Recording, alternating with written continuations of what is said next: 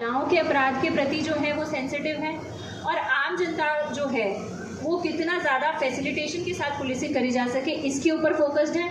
और बदमाशों के खिलाफ सख्त कार्रवाई के लिए कुछ उन कानूनों के अंदर पुलिस को, प्रशासन को और अच्छी पावर्स और अच्छी तरीके से एक्शन लेने की कैपेसिटी जनरेट की गई है।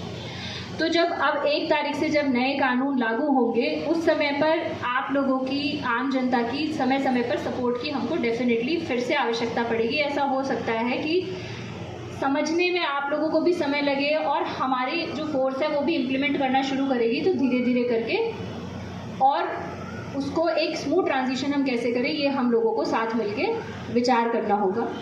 इसके अंदर बड़े सारे प्रावधान हैं, जैसे अब तक हथकड़ी लगाने से पहले पुलिस को परमिशन लेनी पड़ती थी कोर्ट से। अब अगर कोई क्रिमिनल है, अगेन आम जनता के लिए नहीं है, कोई आदतन अपराधी है, तो उस पर हम हथकड़ी लगाने की पावर्स हैं।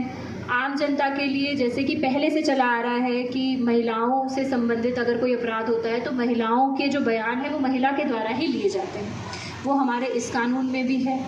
और इसी प्रकार से अगर कोई वृद्ध है और उससे अनुसंधान किया जाना है तो उसको थाने ना बुला के आपके रेजिडेंस पर आके, या जो आपको जगह सूट करती है उस जगह पर जाके आपके बयान लेने का प्रावधान है, वो प्रावधान है। इस प्रकार से बहुत से ऐसे प्रावधान हैं जो आम जनता को फैसिलिटेट करने के लिए आए हैं सब। और बड़े सारी धाराएं बदल गई हैं, आप लोगों को पता हो तो। अब आप किसी को कहोगे कि ये 420 है तो 420 का मतलब ही नहीं रहा कि वो आपके साथ चीटिंग कर रहा है। ये जानकारी में है आप लोगों के, धाराएं अब बदल जाएगी बड़ी सारी। तो जो हमारी लिंगों का पार्ट है, वो लिंगों के पार्ट को भी हमें समय के साथ चेंज होगा। दफ़ा 302 चेंज होकर अब दफ़ा 103 हो गई है। तो आप लोगों को खैर ना जानकारी हो, काम ही ना बढ़े, अच्छे कामों से काम बढ़े। हमें तो इसी चीज़ के साथ काम करना है। लेकिन एंड में यही बात है कि जो ये नए कानून 1 तारीख से चल रहे हैं, उन कानूनों का पर्पस भी यही है कि जनता की सेवा और जो हमारी डेमोक्रेसी है वो कितने अच्छी तरीके से काम कर पाए। तो मैंने काफ़ी समय लिया आपका, और काफ़ी लंबी देर तक बड़ी सारी चीज़ों के बारे में मैंने आपको बोला। आप लोगों ने बहुत पेशेंटली सुना, उसके लिए मैं आप लोगों का बहुत बहुत धन्यवाद करना चाहूँगी। इसमें सबसे ज़्यादा ये वाली ठगी फॉर सम रीज़न रिटायरमेंट के बाद फौजियों के साथ हो रही है।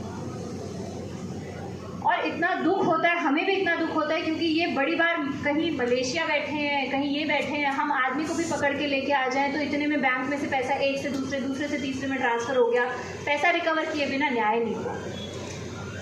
तो अगर पैसे लगाने शेयर बाज़ार में, तो शेयर बाज़ार की बड़ी कंपनी है जहाँ से निकालते हैं, बैंक वाले लगवाते हैं, जो प्रॉपर प्रक्रिया है उसके थ्रू लगाया जाए। तो सबसे पहले तो अपने को एक लालच से बचा जाए। दूसरी चीज़, बड़ी बार ज़रूरत होती है, अगर आपको कोई स्पेसिफिक जगह ऐसी पता चलती है वहाँ अपडेट नहीं हुआ है तो आप मेरी जानकारी में लाइए। एक विशेष अभियान के रूप में नंबर जो है वो चेंज किए गए।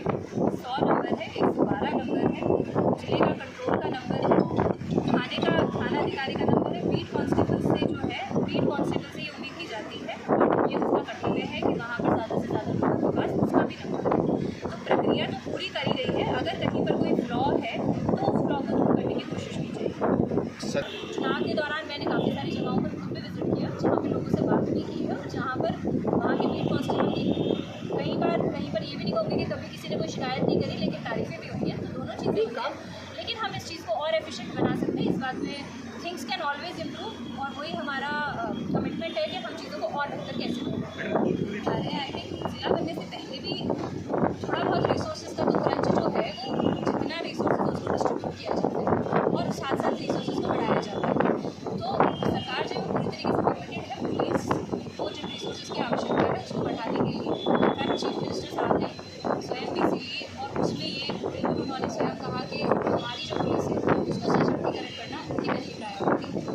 तो ये जो सशक्तिकरण है ये समय के साथ होगा, डेफिनेटली होगा। I feel very positive.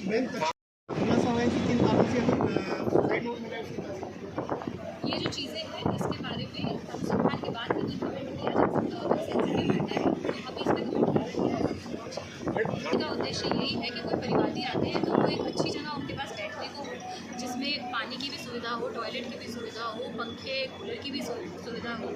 आमजन की सुविधा ही स्वागत कक्ष का उद्देश्य है बेसिकली। और वहाँ पर अपना एक जो हमारा पुलिसकर्मी भी बैठे रहते हैं और वहाँ पर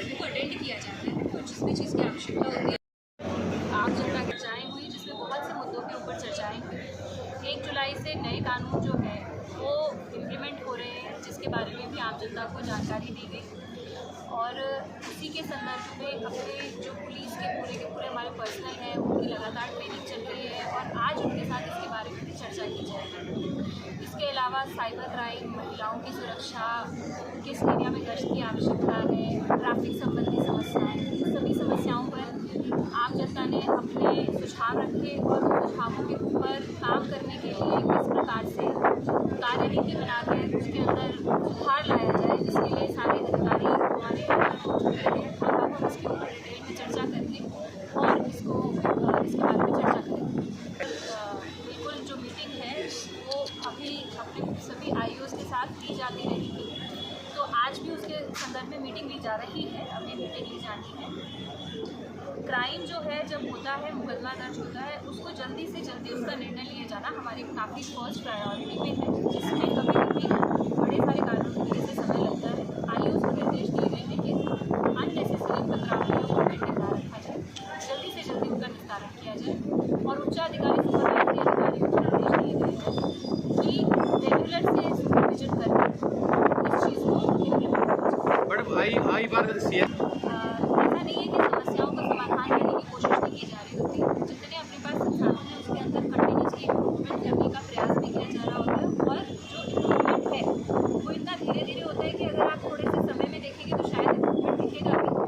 आज भी हमारा इंटेंशन यही है कि जब भी हमने जनता के साथ जो संवाद किया है उससे हम हमारे थोड़ा सा भी इम्प्रूवमेंट कर पाए अगले आने वाले महाभर के अंदर, तो हमारे लिए वो एक सफलता रहेगी और हमारा पूरा प्रयास तो एक्चुअली काफ़ी बड़ी चुनौती मांग के रूप में पुलिस के द्वारा देखा जा रहा है, जिसके लिए अब समय के साथ ट्रेनिंग्स करके और जो एक उनकी कैपेसिटी बिल्डिंग करके ज़्यादा से ज़्यादा पुलिस वालों को इससे कैसे लड़ा जाए इसके बारे में तैयार किया जाए। इसके साथ साथ जहाँ पर जो इस क्राइम के hub at least matches for example जब अपन पूरा का पूरा विषय इसके साथ मुकदमों में अनुसंधान करके उनको क्रिमिनल्स को बनाना और वहाँ टीम को भेज के पकड़ के लेके आना और उनको जेल भेजना, ये हमारी डेफिनेटली प्रायोरिटी रहेगी। इसके साथ साथ आम जनता को जागरूक करना कि किस तरीके से इस प्रकार के क्राइम से बचा जा सकता है, ये भी एक बहुत बड़ा और इम्पोर्टेंट स्टेप है, जिसके अंदर आज मैंने खुद सभी लोगों के साथ इंटरेक्ट करके जो एक कॉमन तरीके के बारे में उनको जानकारी दी गई और मीडिया बंद के समय में समय इस चीज़ को हाईलाइट करके आप जनता में ये संदेश फैलाया जाए कि